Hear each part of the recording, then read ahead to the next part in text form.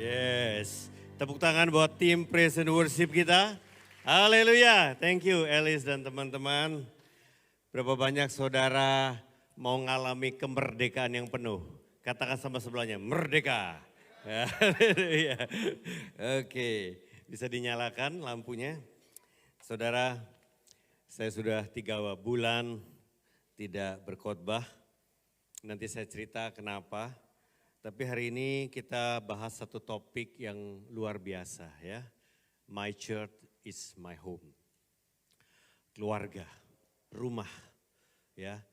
Coba tanya sebelahnya, kamu ngalami nggak kata-kata ini? My church is my home. Dalam saudara ya. Nah hari ini kita belajar ya, silakan slide-nya. Di pandemi ya, kita banyak ngalami selama 3 tahun proses Tuhan. Ya, apa yang terjadi saudara? Kita bisa lihat banyak positif yang kita alami. Contohnya kita terbiasa beribadah online. Apa dampak yang baiknya adalah kita bisa ketemu sama orang yang jarak jauh. Luar kota, luar negeri, ketemu saudara. Doa bersama, sharing ya lewat Zoom. Saudara bisa ketemu tanpa batas jarak. Dan saudara juga kita bisa tanpa batas waktu. Kita pagi-pagi bisa doa sama orang yang jauh. Nggak ada kendala transportasi ya kan. Karena kita nggak bisa kemana-mana. Ya tapi kita bisa lakukan pagi kayak siang, sore, malam. Luar biasa saudara.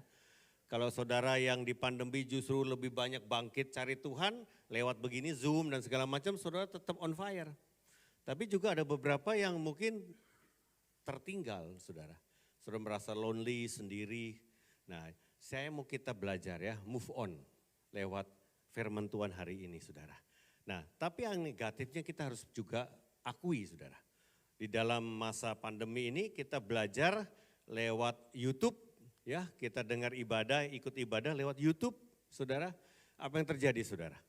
Kita akhirnya bisa banyak pilihan, banyak opsi, betul nggak saudara? Pindah gereja semudah pindah channel, saudara. Betul nggak saudara? Ya, saudara tinggal pindah ganti channel, saudara. Aduh, bosen ini khotbahnya, ganti channel. Itulah udah langsung pindah gereja, saudara ya.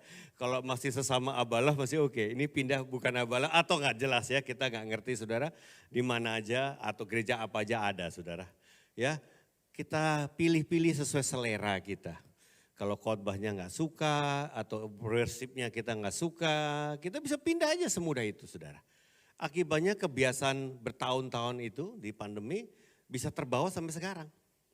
Jadi juga ada beberapa jemaat belum balik ke rumah saudara ya. Tepok sebelahnya, cari dong yang belum balik pulang. Ya, ada yang masih kesasar di mana saudara ya. Ya, hari ini kita mau akui, alami, my church is my home saudara. Amin. Nah saudara, mari saya mau kita juga belajar kalau di dalam masa-masa pandemi online itu juga problem besarnya adalah too many distraction. Saudara bisa beribadah tapi saudara sambil masak, bukan? Saudara bisa beribadah sambil saudara di WC saudara. Iya kan? Saudara bisa multitasking, itu bahasa kerennya distraction, sebetulnya nggak fokus. Betul nggak? Nggak fokus, kita nggak fokus cari Tuhan. Karena sambil kalau Zoom apalagi dimatiin aja kameranya, kita lagi ngapain, orang yang di sono nggak tahu kita lagi sibuk apa. Ya, karena kita sudah tidak fokus lagi dalam persekutuan yang di Zoom itu. Oleh sebab itu saudara, banyak juga faktor negatif yang kita harus akui. Ya, kita mau sekarang lihat bagaimana Tuhan mendesain kita. Tuhan mendesain kita ternyata dari awalnya kita tidak pernah didesain hidup sendirian saudara. Atau hidup independen. Dari awalnya Tuhan berkata kepada Adam dan Hawa ya. Di Kejadian 2:18 mari kita baca bersama. 2, 3. Kemudian Tuhan Allah berkata, tidak baik jika manusia itu sendirian saja. Aku akan menjadikan seorang penolong yang sepadan dengannya. Konteks ini bukan cuma pernikahan atau keluarga. Tapi Tuhan berkata, manusia tidak pernah bisa hidup sendirian. Banyak orang melihat dan saya lihat survei-survei berkata orang yang hidupnya dalam komunitas yang sehat jauh lebih panjang umur dibanding orang yang hidupnya sendirian. Stres saudara, tertolak, nggak aman, ya, saudara takut terluka, saudara tidak bisa masuk lebih dalam komunitas, saudara jaga jarak, saudara merasa sendirian, saudara. Dan akhirnya banyak masalah mental, masalah fisikal, saudara sakit. Tapi orang hidup dalam komunitas yang sehat, saudara terhibur, dikuatkan, saudara bisa lebih menikmati hidup, saudara. Pasti, saudara. Nah, kata penolong di sini, Ezer, ya, penolong. Makanya saudara, saya mau gereja ini juga orang-orang atau sahabat-sahabat saudara yang akan menolong saudara. Saudara temukan di dalam gereja ini, inilah keluarga saudara. Oleh sebab itu saudara, banyak kita yang backgroundnya memang dari keluarga broken home. Saya backgroundnya broken home. Ketemu sama istri yang keluarganya broken home. Apa dampak orang yang broken home? Kita dilatih jadi survivor. Kita nggak bisa ngandalin keluarga. Orang tua berantem melulu, bertengkar melulu, anak-anak nggak diurus. Akibatnya kita banyak terluka sudah. Dan kita nggak pernah dapat perlindungan dari orang tua. Bahkan orang tua banyak nyakitin kita juga. Nah akhirnya apa? Kita harus survive. Kalau nggak begini ya hidup kita nggak jelas nih. Kita survive, kita carilah mungkin dapatnya pergaulan yang buruk. Kita ikut hancur sama teman-teman yang buruk. Tapi survivor kita bisa kemana-mana. Akhirnya ketika kita terima Yesus bertobat, mental survivor ini kita bawa saudara. Kita bisa sendiri kok, kita gak butuh orang kok. Apa-apa kita sudah terbiasa kok, harus berjuang sendiri. Lu gak bisa ngandalin temen lah, gak ada temen yang setia, gak ada keluarga yang caring. Kita harus survivor. Nah model begini saudara, saya nikah dengan istri yang modelnya survivor juga, sulit saudara. Karena kita gak terbiasa komunikasi apa aja, cerita apa aja. Karena dari dulu juga mau cerita sama siapa. Ya kan, cerita sama temen yang gak bener juga dapatnya nasihat yang gak bener kan. Kita gak biasa terbuka, gak biasa jujur apa adanya, malah malu gitu. Dibully saudara. Di zaman kita dulu rusak-rusaknya. Kita cerita yang brengsek-brengsek yang bener gak bener dibully saudara. Jadi kita gak aman saudara hidupnya. Nah orang begini kalau kita di gereja, kita gak disembuhin, kita sulit mau hidup tertanam di dalam suatu komunitas. Menganggap gereja ini keluarga. Kita harus sembuh, kita harus mengalami breakthrough saudara. Nah ini yang terjadi dalam hidup saya juga saudara. Ya, saya Tuhan tempatkan di Abalaf ini dari tahun 89-90-an saudara. Ya, akhirnya jadi staff full time, melayani bersama-sama, bergereja, berjemaat. Mulai dari tahun 99 saya ditempatkan, diutus keluar ke kampus, ke STT Let's. Disitulah saya mulai nggak ada di dalam gereja. Sibuknya di sekolah Alkitab. Saya punya kampus itu, kita punya kampus di Grogol Permai. Dan saya 4 tahun di sana. Tinggalnya sama anak-anak mahasiswa, tinggal serumah. Nah itu rumah saya. My school, my Bible school is my home. Waktu itu begitu. Kenapa? Ketemunya tiap hari sama mahasiswa, itu udah lebih dari keluarga. Karena satu rumah saya di lantai 2, mahasiswa asramanya lantai 4. Tiap hari ngobrol. Tapi bukan sama teman gereja. Habis itu ke tubuh Kristus. Ya, temannya pendeta-pendeta semua. 2011 kami diminta balik. Waktu itu di internal kita, di gereja Abalaf keseluruhannya, kita banyak kendala, lalu semua yang di luar, ayo pulang, kita benahin yang di dalam. Saya pulang, saya merasa sendirian, gak deket lagi. Ya, dulu ini teman-teman lama, tapi sudah 12 tahun loh saya di luar. Nah ini saudara, mari kita lihat ada ayatnya ya. Dikatakan tadi, dibacakan oleh Elis juga. Di dalam Efesus 2 ayat 19. Sebab itu kalian bukan lagi termasuk orang asing atau orang luar. Kalian sekarang adalah sama-sama warga umat Allah. Kalian adalah anggota-anggota keluarga Allah. Nah waktu itu saya ngalami, saya punya spirit asing. Banyak orang loh saudara, di tengah keramaian, di tengah orang banyak, tapi kita merasa sendirian. Ya, coba tanya sebelahnya, pernah gak ngalami begitu? Ya banyak orang sih di gereja, tapi gak ada yang deket. Gak ada yang bisa saya bisa curhat, gak ada yang bisa saya bisa aman.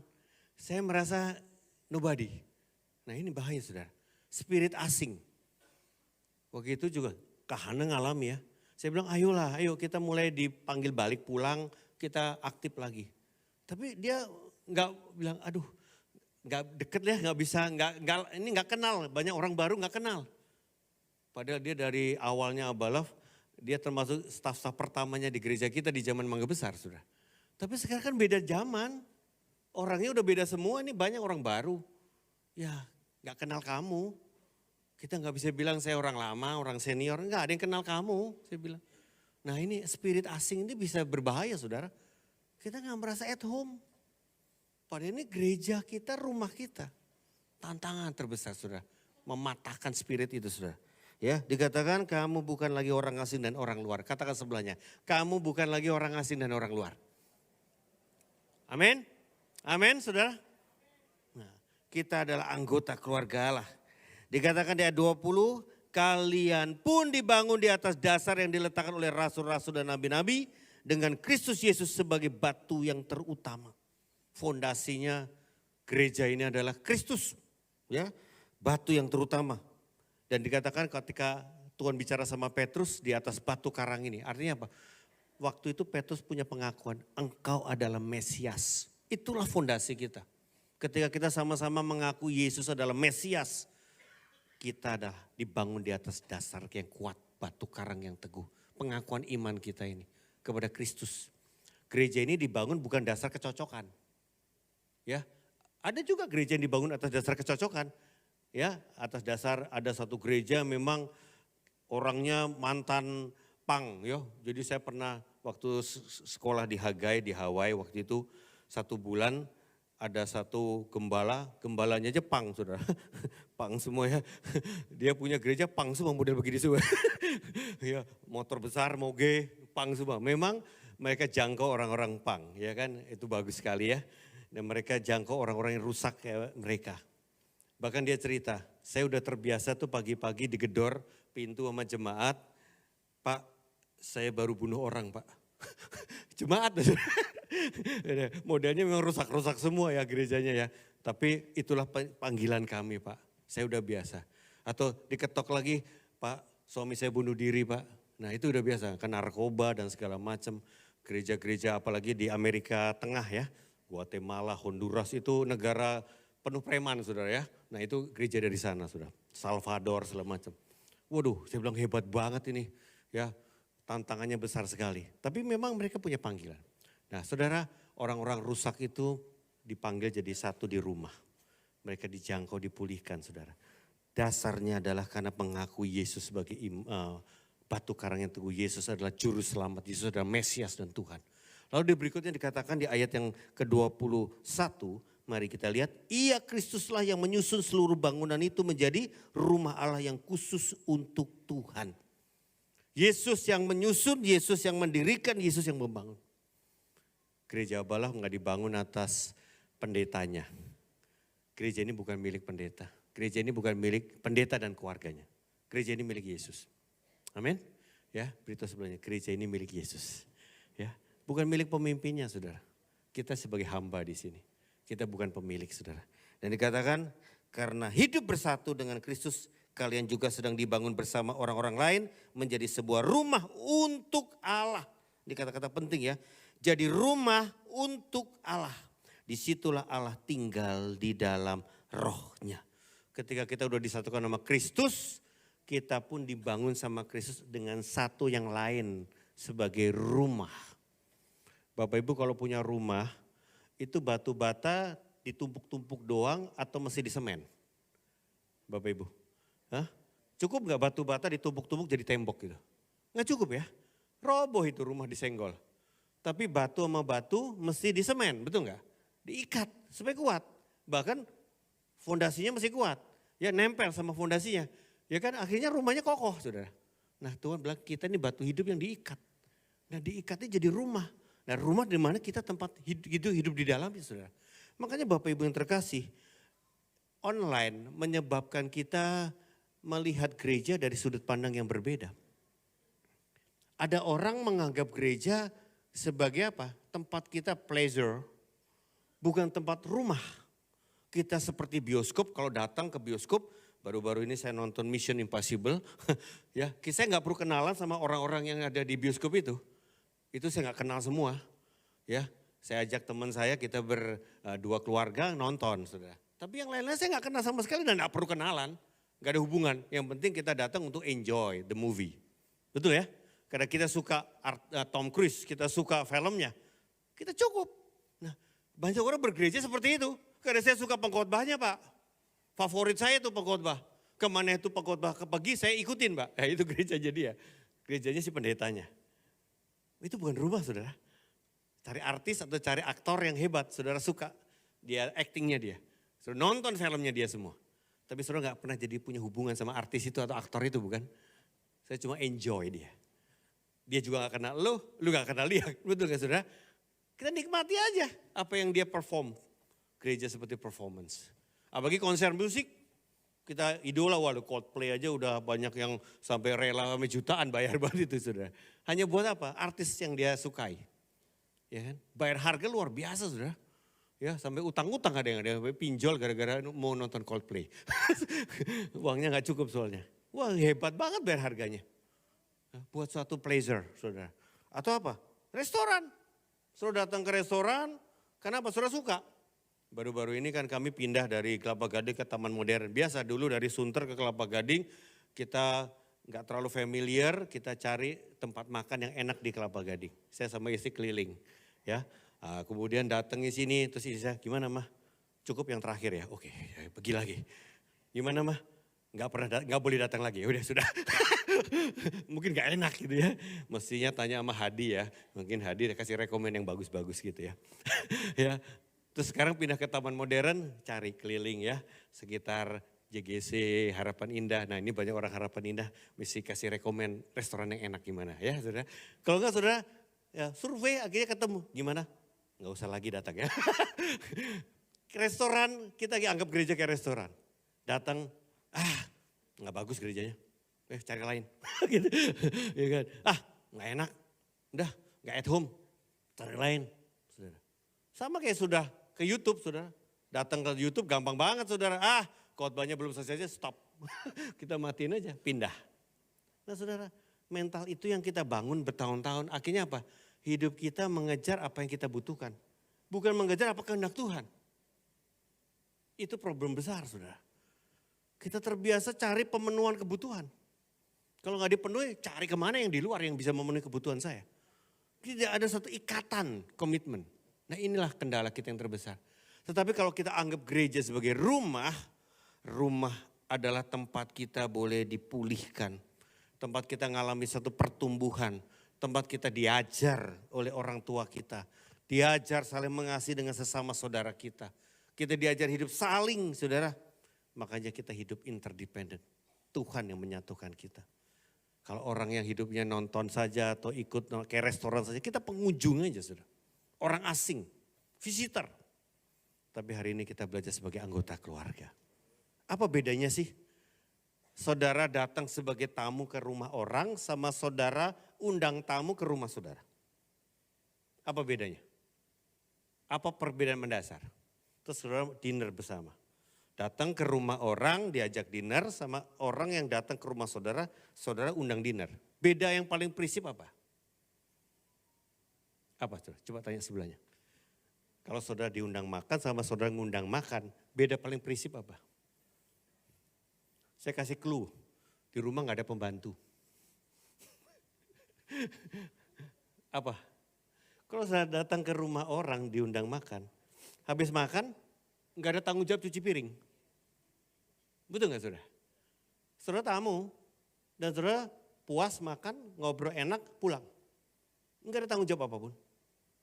Tapi kalau saudara undang, kita nggak ada pembantu, saudara undang habis makan, tolong semua keluarga, anggota keluarga, rame-rame cuci piring. Betul nggak? Itu tanggung jawab. Itu perbedaan besar saudara. Ada tanggung jawab. Tanggung jawab yang bikin kita bertumbuh. Betul nggak saudara? Kalau saudara nggak ada tanggung jawab, sebodoh amat. Betul nggak saudara? Iya tadi udah begitu banyak makanannya, repot banget masaknya, piringnya kemana-mana, perabotan masak kemana-mana. Sebodoh amat, merem aja, ini bukan rumah gue pulang aja. Walaupun ada juga ya, kalau kita ke rumah orang yang kita juga ikut bantuin ya. Boleh bantu nggak kita ya? Karena kita keluarga, walaupun ini bukan rumah saya, hubungan kita udah kayak keluarga. Ya kita bantuin juga. Kembali lagi tanggung jawab. Beritahu sebelahnya, di rumah belajar tanggung jawab. Katakan, di rumah belajar tanggung jawab. Tanggung jawab itu yang membuat kita bertumbuh. Kalau ini bukan rumah saya, sebodoh amat. Tapi dengan tanggung jawab saya belajar berubah karakter saya. Ini penting sudah. Bahkan apa? Saya lebih dalam lagi membawa saudara, rumah itu bicara covenant. Karena kalau kita sebagai keluarga, kita punya ikatan janji. Sebagai suami istri dan sebagai orang tua anak. Ketika saudara memutuskan menikah dengan istri saudara atau suami saudara, saudara terikat janji. Saudara gak bisa sembarangan berkata cerai aja ya. Loh, bukannya kita udah berjanji. Hanya maut yang memisahkan. Betul gak? Waktu saudara melahirkan anak, tanpa saudara ngomongin, otomatis saudara terikat janji berkomitmen jadi orang tua yang mendidik dia. Bertanggung jawab. Masa anak brojol terus, ya lu survivor ya, atur sendiri ya hidup lu ya. Gak bisa gitu. Kita harus didik dia, apalagi anak kita yang masih baby. Waduh gak bisa ada balas budi, gak bisa membantu kita take care full baby itu, betul gak? Sepenuh hati. Mau ibu-ibu yang tomboy sekalipun ketika punya baby langsung spirit mamanya keluar. Caring anaknya yang masih baby itu, betul gak saudara? Ya kenapa? Tanggung jawab. Karena ada janji dan ada kasih. Tapi kalau kita sebagai orang yang bukan sebagai rumah, yang gak ada ikatan itu saudara. Saudara butuhnya bukan covenant, convenient. Sebagaimana saya nyaman aja, saya cocok aja, saya enjoy. Saya ikut sama kamu. Selama hubungan kita enjoy. Ada kecocokan, jalan. Tapi kalau udah ribut, sorry ya, gue cari teman baru. Gue gak bisa berteman sama lu lagi. Udah gak cocok kita, gak sejalan ya sorry bro. Pergi saudara. Nah itu orang yang bukan keluarga soalnya, bukan rumah. Tapi kalau kita keluarga, ingat loh, keluarga gak ada yang sempurna Bapak Ibu. Betul gak? Keluarga gak ada yang sempurna. Tapi kalau pergaulan, kita punya pilihan. Cari saja yang lebih enak, lebih baik, lebih cocok, lebih oke, lebih comfortable, lebih convenient. Tapi kalau keluarga, nggak ada pilihan lagi saudara. Ketika saudara lahir di keluarga saudara, pernah nggak pre-order dulu? Tuhan, tolong lahirkan saya di papi mami yang kaya. Pre-order. Ya, papinya ganteng, maminya cakep, supaya nanti saya keluarnya juga cakep juga nih. Nggak bisa kan, nggak bisa pre-order kan saudara. Saudara ditempatin Tuhan di keluarga, apa adanya lu terima deh keluarga itu. Tiba-tiba, papi saya kok model begini nih, mami saya kok model begini nih. Ya gak bisa pilih, emang itu Tuhan punya desain, punya kedaulatan. Dan disitulah kita diajar bertumbuh.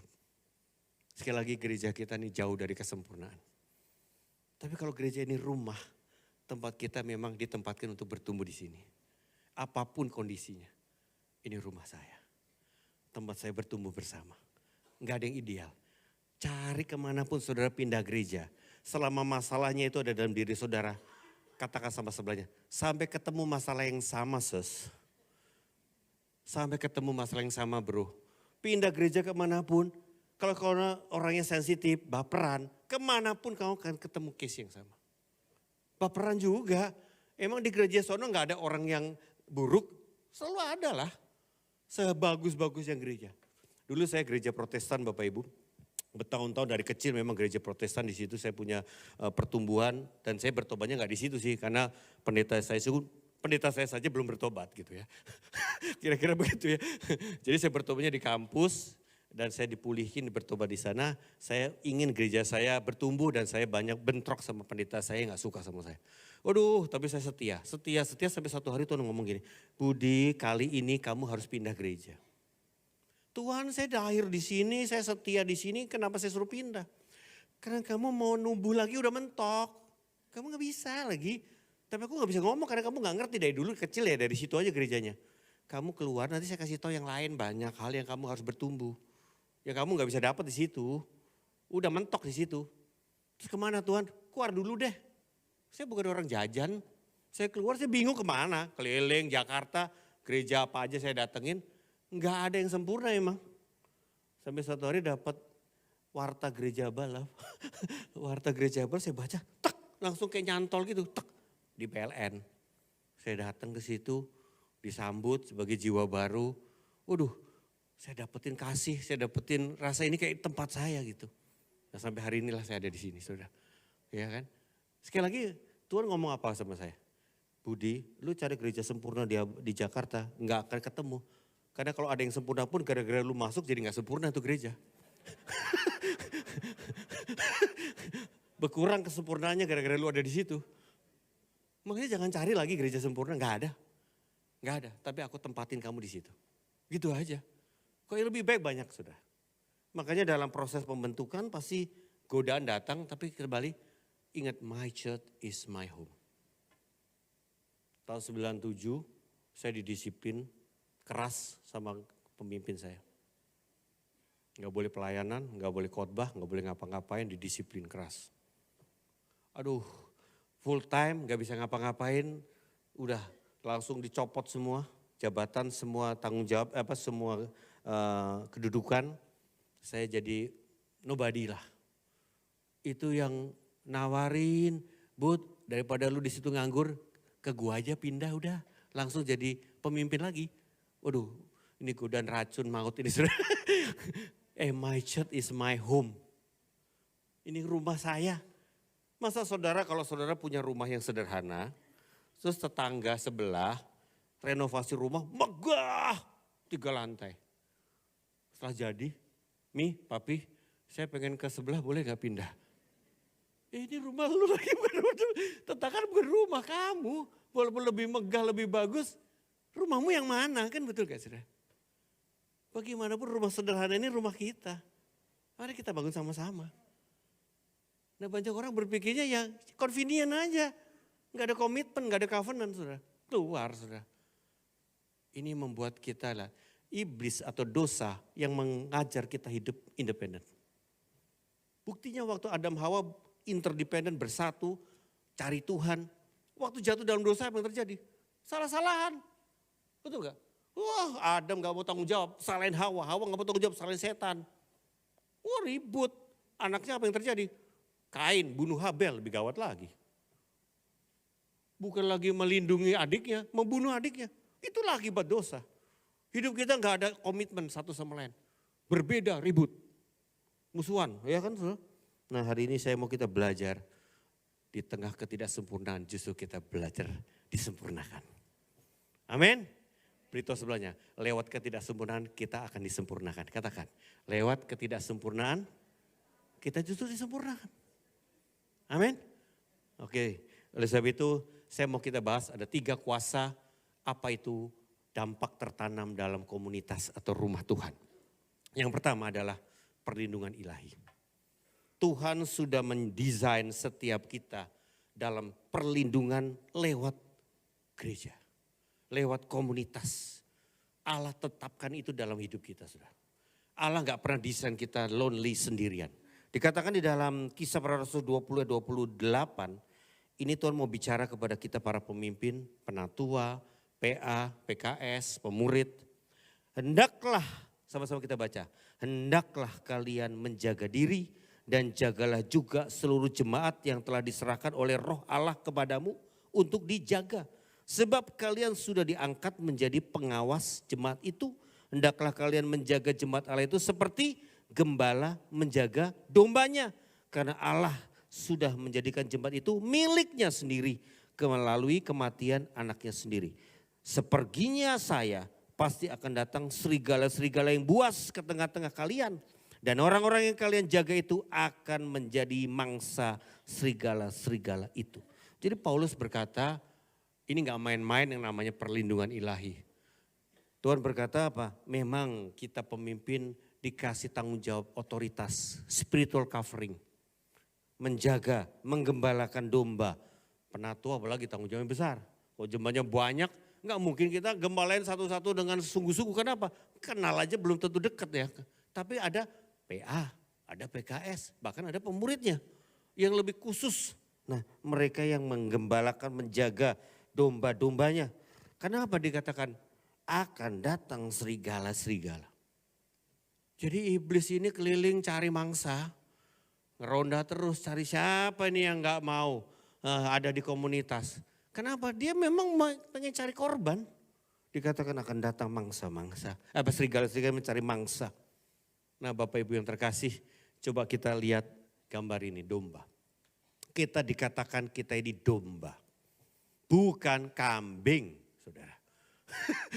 Tepuk sebelahnya, pastikan kamu domba Allah bukan kambing. Ya, apa bedanya domba dan kambing, saudara? Ya, yang suka makan sate kambing, waduh, enak Pak, kambing Pak, ya. Tapi domba beda sama kambing, beda karakternya, saudara.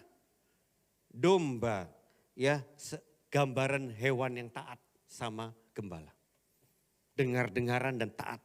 Tapi kambing, gambaran satu hewan yang liar, yang gampang membantah, memberontak sama gembalanya. Makanya domba perlu ekstra kalau ngembalain kambing, saudara. Ya, dia mesti ngawasin, saudara. Bahkan ngawasinya dari belakang. Kenapa? Kalau dari depan itu domba. Gembala yang mengembalakan domba, dia di depan bahkan. Di tengah apa di depan, karena dombanya pasti ikut dia. Tapi kalau kambing mesti dari belakang dijagain. Siapa yang kabur kiri kanan mesti jagain.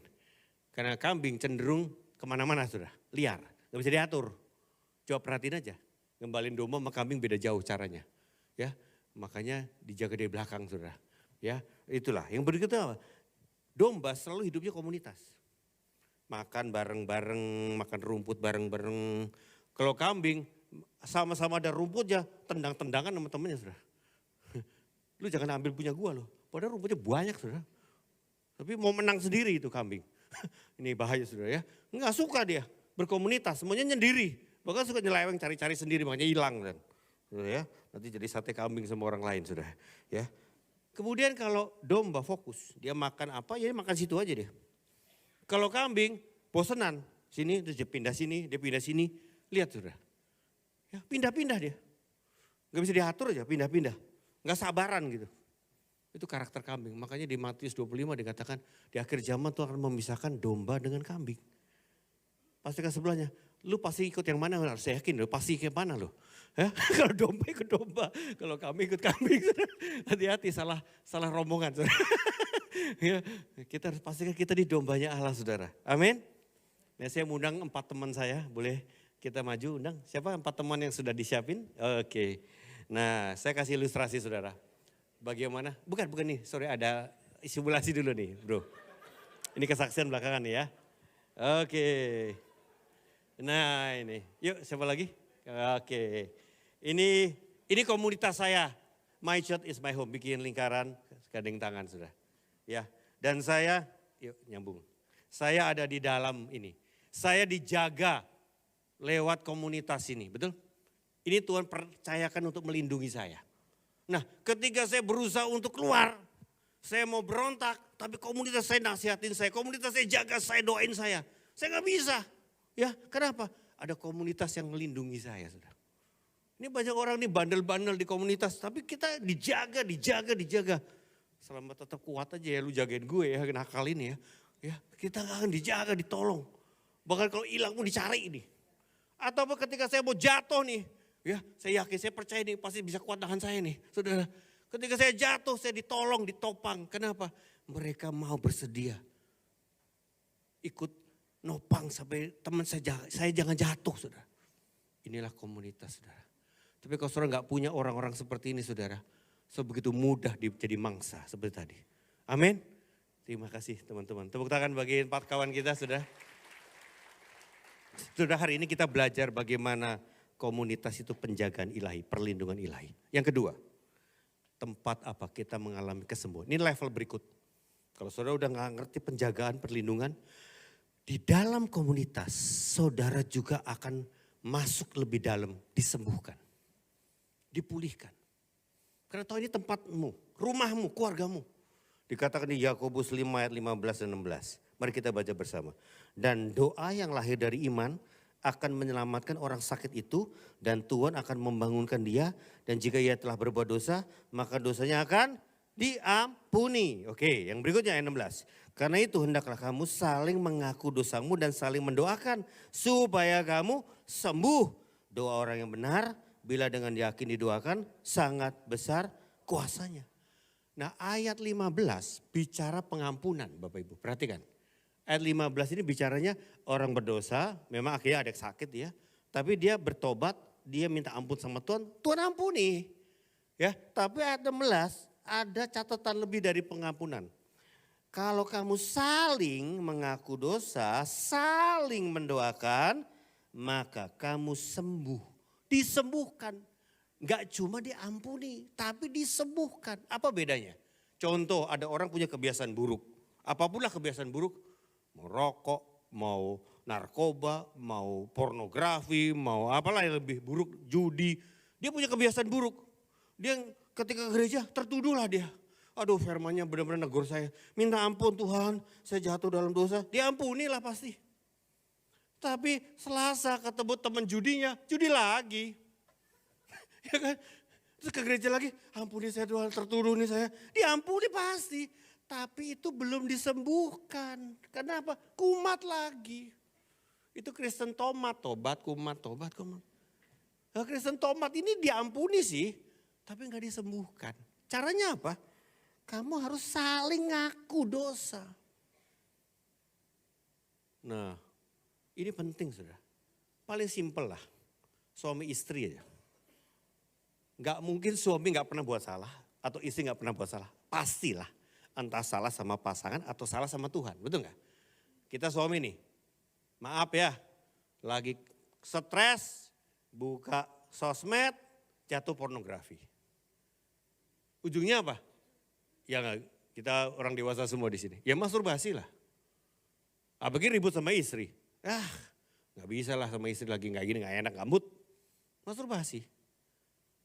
Lama-lama jadi kebiasaan. Walaupun udah ada istri kan. Apa yang terjadi? Nah, kita banyak nemuin kasus begini. Gak akan pernah sembuh Bapak Ibu. Kecuali nih suami berani ngaku sama istrinya. Sayang, saya mau jujur ngaku. Saya sudah punya dosa pribadi yang saya bertentangan sama firman. Saya minta dia doakan. Saya mau sembuh. Saya mau akui. Saudara datang sama istri saudara. Dan istri saya harus bisa mengampuni suami saudara. Jangan, di mana? Kapan? Mana? Gambarnya mana? Belum apa-apa udah teror lagi. Ayolah saling mengampuni. Amin. Atau suatu hari Kak Hana juga waktu itu kami punya adik, memang saya adik ipar saya. Ada kendala keuangan dan memang ya kadang kita tolong, kadang gimana ya. Tantangan besar ya. Tapi suatu kali ya kadang saya bilang ada batas lah. Jangan terlalu gimana didik juga misalnya begitu ya.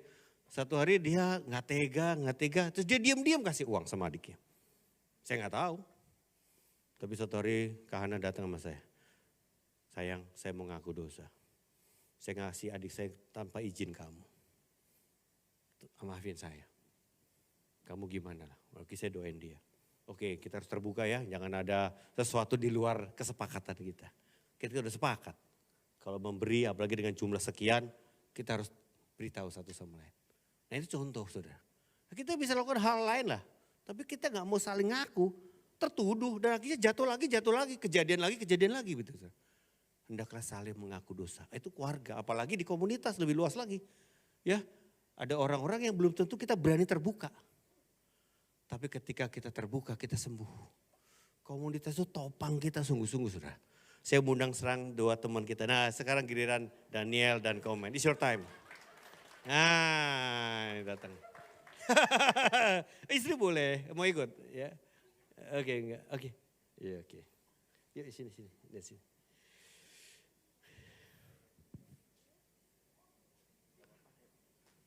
Oke ikut dah. Ya. Nah ini dari Komsel area Pak Julius dan Catherine. Oke ya. Saya ketemu Daniel dalam posisi terkapar di kamarnya. Silakan cerita Den. Shalom, nama saya Daniel, ini istri saya Dina. Dulu sebenarnya Komsel itu yang saya hindari. Dihindari ya? Iya, begitu juga ibadah ya. Sempat satu kali kan memang hidup saya masih ngawur dulu. Kalau saya antar istri malamnya teler, jadi pagi itu saya di basement. Jadi istri sama anak ke gereja, ibadah. Habis pulang saya masih tidur. Oke. Nah, itu sering itu saya lakukan. Nah satu kali itu saya ada sakit HNP di lumbal 45, itu dioperasi waktu lalu. dan operasi sampai 2 kali. Nah itu saya ngalamin di rumah sakit itu benar-benar sakit itu. Semua obat udah diminum, udah mau lewat oral, lewat belakang, semua udah lewat infus udah dikasih sama dokter, tapi itu nggak bisa nahan sakit. Dan disitulah saya baru sadar saya butuh teman. Sampai ada beberapa penatua yang saya telepon. Salah satunya Kak Budi. Saya cari lagi di handphone saya, teman komsel lama saya kontak. Padahal teman-teman saya banyak, teman happy saya banyak. Tapi yang saya telepon itu penatua sama teman komsel lama. Nah satu kali waktu saya udah pulang dari rumah sakit, Kak Budi ke rumah. Nah itu saya masih terkapar memang ya Kak Budi ya. Itu sakit. Jerit saudara. Jerit. Benar-benar sengsara itu. Dan akhirnya Kak Budi arahin komsel. Yang dulunya saya hindarin komsel tuh komsel ke rumah saya. Ya waktu ke rumah saya, disitulah baru saya ngalamin saya punya teman-teman. Dan Amen. sampai sekarang itu dari tahun 2017, dari sampai sekarang ini teman-teman saya juga tuh ada Pak Bernard, Bu Ane, ada Pak Yuli, saya panggilnya Pak Ketu sampai sekarang. Ya waktu dia datang ya. Pak Ketu. Nah istrinya saya panggil Bunda, jadi kita Bunda, memang ya. benar-benar keluarga ya. Jadi ada anggota keluarga, ada Bunda juga, jadi seru ya. Nah ini pengalaman istri saya juga, kita punya banyak teman tapi dia jauh merasa nyaman di komsel. Coba cerita deh. Ya. Jadi saya merasakan support komsel itu begitu besar Yes. buat saya dan suami. Waktu suami saya terkapar, sebenarnya saya down, tapi di satu sisi kan saya harus menguatkan suami dan menghibur anak-anak. Nah di situ saya mendapatkan kekuatan dari teman-teman komsel. Teman-teman komsel yang datang berdoa untuk kami, membuat saya kuat untuk menghadapi suami saya yang waktu itu down, emosionalnya juga berubah. Terus gimana? Dan dia berubah gak nih? Sifat jeleknya nih. Iya. Sejak kami berkomunitas, saya merasakan suami dan saya hubungannya semakin baik karena kami seperti keluarga dengan komsel. Amin. Selain itu saya juga merasakan perubahan terhadap anak saya. Oke. Anak saya sudah mengikuti komsel beberapa bulan terakhir ini. Di komsel remaja TNT setiap hari Jumat. Nah sejak berkomsel ini dia lebih suka ngumpul bareng teman-teman komsel dibanding teman-teman di luar sana. Amin, haleluya. Yes, sekarang komen deh. Ini sohibnya juga nih ya di komsel sama. Ayo Heni, silakan. Kalau saya juga sama, ada di komunitas komsel pada saat COVID itu ibadah online kan. Oh Nah, iya. saya cerita ke komunitas bahwa saya itu nggak dapat apa-apa. Akhirnya teman komunitas kasih tahu, tuh yang di sana udah buka. Yuk ke sana, ya udah langsung meluncur lah. Kesananya juga abalap ya. Abalok juga di Pluit. Kalau gitu home fluid udah buka duluan lebih berani ya. Oke. Mesti datang lebih awal ya. Jadi sebelum gereja itu buka, kita udah Semprot-semprot. sampai duluan. Semprot-semprot dulu ya. Iya, karena masih dibatasi. Jadi kita udah orang pertama lah, parkiran itu paling cuma 2 atau 3 mobil kita udah sampai duluan. Wow. Jadi pas saat kita ada kekeringan, ada komunitas yang kasih support, akhirnya kita bisa semangat lagi sih. Dibanding kalau saya online itu tentunya saya nggak dapat apa-apa. Itu sih. Gimana? Ada tambahan silakan. Kalau saya waktu itu kan Daniel waktu sakit kita di komsel tuh mendoakan. Oke. Beberapa kemudian Daniel bisa berjalan kembali, sembuh, kita Wow, bersorak-sorai gitu ya, wow. bergembira. Ada kesembuhan dari Iya. ilahi gitu kan. Dengan berjalannya waktu, banyak proses yang kami alami di komsel, banyak juga mukjizat. Dan sekarang ini saya juga lagi mengalami bahwa mata saya ini Iya. sedang dalam penyakit gitu kan. Ya, ini yang kita belum doakan ya. disembuhkan itu kan. Tapi saya percaya, saya pegang apa yang saya lakukan di komunitas, zaman saya berkomunitas dari dulu sampai sekarang yang saya selalu setia, saya selalu ibadah, saya komsel, saya melakukan ibadah rohani gitu ya, dengan pertemuan ini, dengan komsel, dengan banyak-banyak yang saya terima dari firman Tuhan tuh menjadi kekuatan buat saya untuk Amin. saya ini. Jadi iman yang saya tabung dari dulu tuh gak sia-sia Pak Budi. Saya komsel, saya ibadah, saya berdoa, saya baca firman, saya berpuasa itu saya tabung.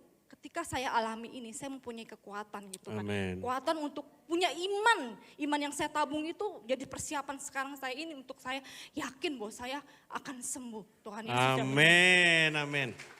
Ya, ya. Jadi doakan, ya ada masalah retina, tapi saya percaya semuanya Tuhan izinkan untuk kebaikan. Amin. Amin. Amin. Yes. Kita tepuk tangan sekali lagi buat Komsel, ya. Daniel dan Komen, luar biasa. Bapak Ibu lihat gambar ini, silakan balik ke slide. Saudara, di gambar ini kita bisa ingat ada 4 orang yang bawa teman Komselnya yang lumpuh. Kejadiannya di Kapernaum di rumah Yesus. Jadi Yesus pas pulang ke rumah, orang udah datang dapat gosip, wah Yesus sudah di rumah, ayo kumpul. Ngumpul sampai meludak itu rumah Yesus penuh. Nggak bisa lagi orang masuk sampai teras-terasnya sampai halaman penuh. Sementara Komselnya si lumpuh ini datang telat, waduh nggak bisa masuk saudara. Apa yang mereka lakukan? Nekat saudara.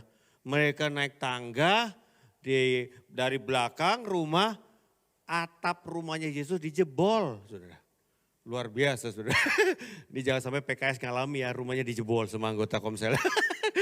Dijebol akhirnya diturunin lah teman Komselnya yang lumpuh ini sampai Yesus menyembuhkan. Luar biasa saudara. Support dari teman Komsel. Si lumpuh mungkin gak bisa berjalan dong sendiri. Tapi ada teman Komselnya yang semangat, pasti bisa. Bersama kita bisa, ayo cari Tuhan sama-sama. Akhirnya bisa saudara. Saya percaya Tuhan izinkan kadang ada si lumpuh di tengah kita. Betul ya? Yang lagi lemah, yang lagi kurang, yang lagi sakit. Apa respon kita? Di sini belajar tanggung jawab sekali lagi. Kita gak bisa jadi tamu ya, sebodoh amat gue tinggal nih, nyusahin gue. Gak bisa, ini keluarga saya. Keluarga saya sakit, ya saya tolongin lah. Apa yang kita bisa bantu, betul gak saudara? Kan ini keluarga. Nah inilah tanggung jawab. Nah dia udah masuk ke level kesembuhan dan pemulihan. Makanya saudara di tahap ini kritis saudara. Banyak orang di Komsel sudah tahu ini tempat perlindungan. Tapi dia gak move on untuk lebih open hatinya. Terbuka lagi sama apa adanya sama teman Komsel. Mungkin masih ada gak amannya, ada lukanya, traumanya. Sehingga dia gak move on, akhirnya lukanya disimpan sendiri, lama-lama gak kuat, hilang deh, mundur deh. Kenapa? Dia gak mau cerita dan dilayani, didoain. Saudara. Mari hari ini kita juga bisa lihat di Komsel kita ini udah open gak nih, udah aman gak nih satu sama lain ya. Kesembuhan dan pemulihan. Dan ketiga yang terakhir adalah percepatan pertumbuhan rohani. Ketika masuk di level ini saudara, Komsel ini benar-benar tempat kita akselerasi di dalam kerohanian kita. Dikatakan Amsal 27:17 kita baca bersama, besi menajamkan besi, orang menajamkan sesamanya. Kita mau dipakai tajam sama Tuhan, kita mesti diasah. Besi menajamkan besi. Ya, gesekan sesama anggota Komsel. Berbeda tipe, berbeda background, berbeda gaya, konflik. Itu proses yang biasa. Tepok sebelahnya, di keluarga ribut-ribut mah biasa, kasih tahu. Di keluarga ya, ribut-ribut biasalah, namanya keluarga. Orang tua anak, kakak adik, ya suami istri, ya biasa aja. Tapi kan kita selesaikan, kita bereskan dan kita belajar kan. Mari tempat kita bertumbuh. Nah berikutnya Amsal 13:20, mari baca bersama. Siapa bergaul dengan orang bijak menjadi bijak, tetapi siapa berteman dengan orang bebal menjadi malang. Kita berdoa supaya Komsel penuh orang bijak. Tapi masalahnya selalu di tengah-tengah orang bijak dikirim orang bebal. Ini masalahnya. Ya kan? Kita ini orang-orang bijak. Tapi ada aja diizinkan Tuhan, ada orang bebal di tengah kita. Untuk apa? Kita layani, kita pulihin untuk dia jadi bijak. Betul gak? Dari bebal diubah jadi bijak. Betul gak? Itu challenging sih. Karena orang bebal keras kepala, baperan. Betul gak? Dikit-dikit mogok, dikit-dikit cabut. Ya kan? Udah dikasih tahu baik-baik, nggak terima. Aduh repot deh. Kita layani kasih nggak tahu balas budi. Ya itu biasa orang bebal. Tapi kalau ada orang bebal itu memang proses besi menajamkan besi. Kita diasah. Di keluarga besar juga saudara bersaudara ada aja saudara atau adik yang ya aduh masalah terus. Kakak yang masalah terus, ipar yang bikin gara-gara terus. Itu Tuhan izinkan menajamkan kita. Bertumbuh lebih lagi. Amin. Dan saya tutup dengan gambar ini saudara.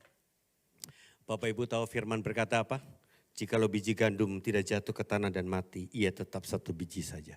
Tapi jika ia mati, ia akan bertumbuh dan berbuah lebat. Hidup kita ini seperti biji atau benih. Dan komunitas itu tanah. Tanah itu komunitas.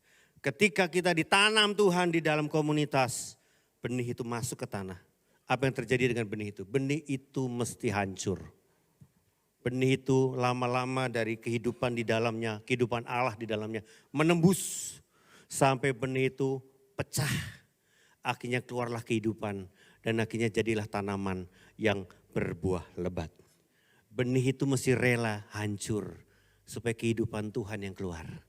Semua kulitnya, semuanya keras di luarnya harus hancur, mati. Itulah proses yang alamiah terjadi dalam benih itu. Bapak Ibu yang terkasih, semua kita ini benih Allah, bijinya Allah. Ada hidup Allah di dalam kita, tapi caranya harus ditaruh di tanah. Supaya kita mati, supaya Tuhan yang keluar dan jadi buah yang lebat. Amin. Saya dari 2011 balik ditempatin lagi di gereja masuk Abalaf Kelapa Gading. Gereja ini rumah saya. My church is my home. Ketemu sama orang-orang yang baik, keluarga rohani yang dekat. Tapi juga kita digesek, dibentuk, diproses sama orang-orang yang berbeda sama saya. Banyak luka, banyak gesekan. Puncaknya 2 bulan terakhir ini, saudara.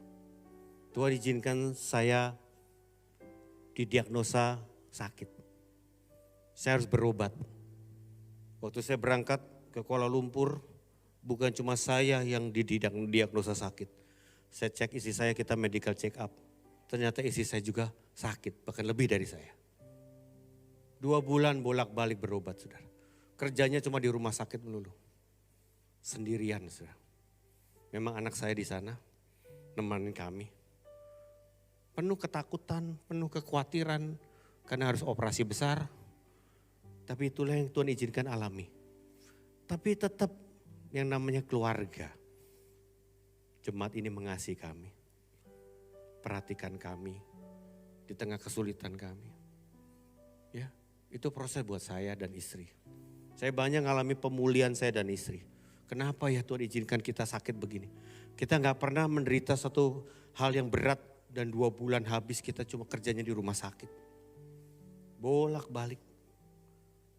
Tapi Tuhan bilang, ya karena kamu mulia, kamu harus mati Budi. Hana kamu mesti mati. Supaya hidupmu bisa bertumbuh dan berbuah lebat. Dinikmati orang banyak. Kalau enggak kamu egois melulu. Kamu banyak kebebalan juga. Kamu harus mati Budi. Saya nikmati. Saya riset hidup saya. Banyak yang saya lakukan salah. Sekali lagi lewat mimbar ini saya minta maaf sama jemaat. Kalau saya melukai jemaat. Melukai pemimpin, pelayan, pekerja. Saya minta maaf. Tuhan proses saya. 2 bulan. Nobody. Tapi semuanya udah berhasil, operasi berhasil, semua beres. Kami pulang ke rumah. My church is my home. Amin. Yes. Komunitas yang benar akan memampukan kita mencapai sesuatu yang tidak pernah kita bisa lakukan sendirian. Lewat gereja ini kita bisa jalan lebih jauh. Melakukan lebih besar bersama-sama. Saya gak ada apa-apanya Bapak Ibu tanpa saudara. Gak ada apa-apanya. Saya gak pernah pengen jadi pengkhotbah keliling, enggak. Saya cukup rindu ada di rumah bersama keluarga. Itulah tempat terbaik yang Tuhan tempatkan dalam hidup kita. Jadilah apa adanya di keluargamu. Kamu gak usah berpura-pura tampil bagus di depan pengunjung dan visitor. Tapi kamu jadi dirimu sendiri di rumah. Di mana kamu diterima apa adanya. Dan kamu dikasihi, dilindungi, disembuhkan. Dan bertumbuh bersama. Amin. Sekali lagi gereja ini gak sempurna, saya juga apalagi gak sempurna. Tapi kita disempurnakan bersama-sama. Mari kita bangkit berdiri.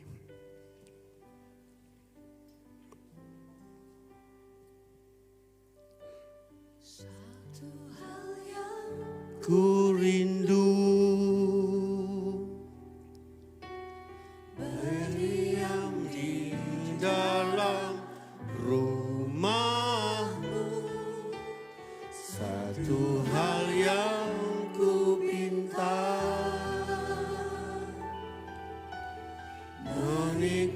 menikmati baik-Mu Tuhan. Lebih baik 1 hari di pelataran-Mu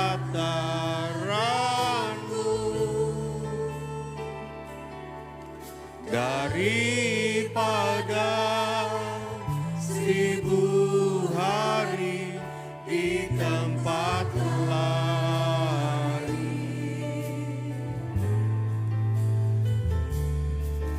Memuji-Mu, menyembah-Mu, Kau Allah yang hidup, dan menikmati kemurahan-Mu.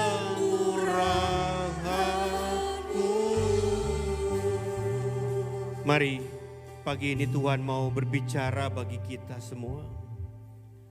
Apakah engkau sudah menemukan rumah-Mu? Apakah engkau bisa menganggap gereja ini rumah-Mu, keluarga-Mu sendiri? Itu sebuah keputusan dari hati yang paling dalam. Mungkin engkau mencari tempat yang convenient for you. Tapi ternyata Tuhan tidak desain kita untuk mencari sesuatu seperti itu. Tuhan berdaulat menempatkan kita dalam rumahnya, dalam keluarganya. Bukan karena ini tempat terbaik, tapi itulah desain Allah. Kau ada di sini. Kau mau bertumbuh bersama-sama di sini. Tempat ini jauh dari sempurna. Tapi kalau Tuhan desain kita ada di sini, ada kasih karunia untuk kita menjalani bersama. Mari hari ini saudara, kalau engkau luka dengan jemaat, dengan pemimpin, dengan gereja, ampuni kami. Kami mau engkau sembuh, engkau pulih. Engkau tidak trauma dengan gereja. Engkau gak trauma dengan komsel. Engkau gak trauma dengan pemimpin. Engkau boleh sembuh di dalam rumah. Jangan keluar dari rumah, jangan lari dari rumah. Tapi kalau engkau sudah di luar, mari pulang, mari kembali, mari balik ke rumah.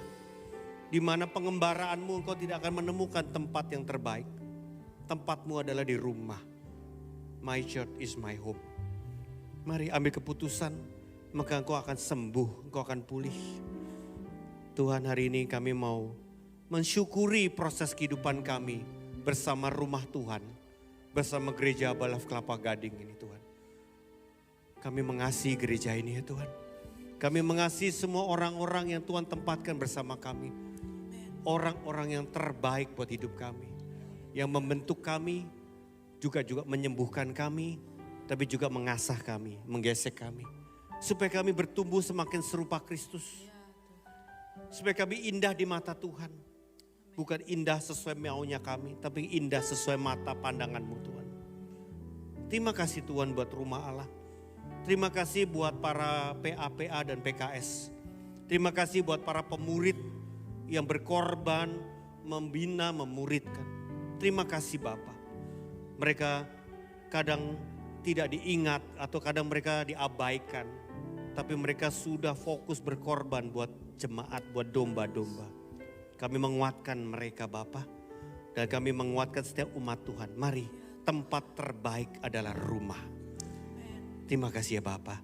Di dalam nama Yesus Kristus, kita yang semua percaya katakan, amin.